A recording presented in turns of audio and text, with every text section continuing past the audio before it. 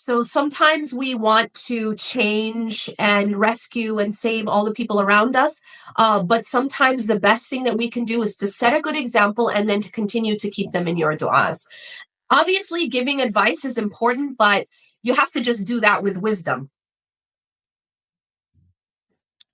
Yeah, sometimes someone gave me the advice that advice is like medicine in the wrong amount at the wrong time by the wrong person. Like medicine is poison instead. So I think that's prolific, mashallah, Very true. Very true. what you advised us. So One thing I'll quickly add, and this is a lesson that we learn in the seerah. This is a lesson we learn from parenting.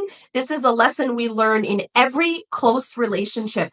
And that is that the foundation of any influence has to be connection.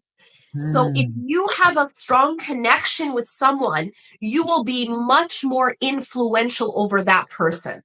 The reason why people push back, the reason why people rebel, the reason why kids rebel, the reason why, anybody would push back is if there isn't that strong foundation of connection and that trust, that person trusts that you're not judging them, that you're not putting them down, that you're not looking down on them, that you're not putting yourself superior and shaming them. And so those things are essential. And a lot of times when we give advice, those things are not in place. We may be doing it in a way where there is no connection, there is no foundation, and maybe it's done in a way that is very shaming. People aren't going to take well to that advice. Like making someone feel like a bad person isn't going to motivate them. Shame does not motivate. And so it's very important how we do it. But the essential foundation has to be connection. It's like they say, parenting experts will say they'll say connect before you correct. Connect before you direct.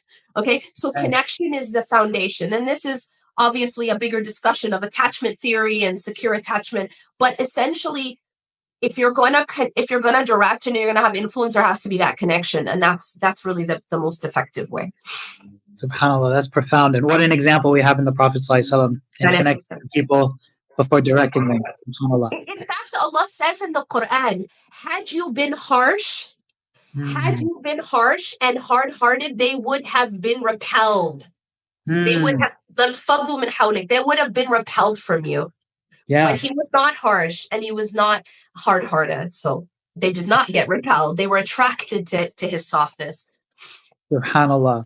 And it goes to show that even if our intention is to guide someone to good, like the way we do things matters. Like it's not, Allah doesn't just judge the intention of what we say, but we will be held accountable. Like, how did you say it? Yeah, exactly. I mean, even Musa alayhi salam was told to speak to Pharaoh kindly, which is intense. Like you think about what Pharaoh did.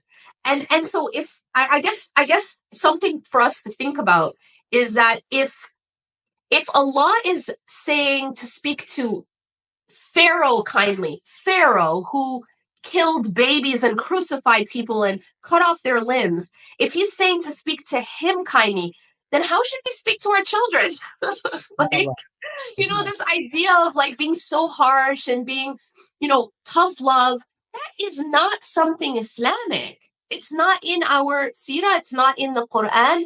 Allah tells us that actually the Prophet ﷺ, had he been harsh and used tough love, people would have been repelled from him. That even Pharaoh is to be spoken to kindly. So I think we have to sort of re-examine the way we give advice. We examine the way we parent at a deeper level, honestly.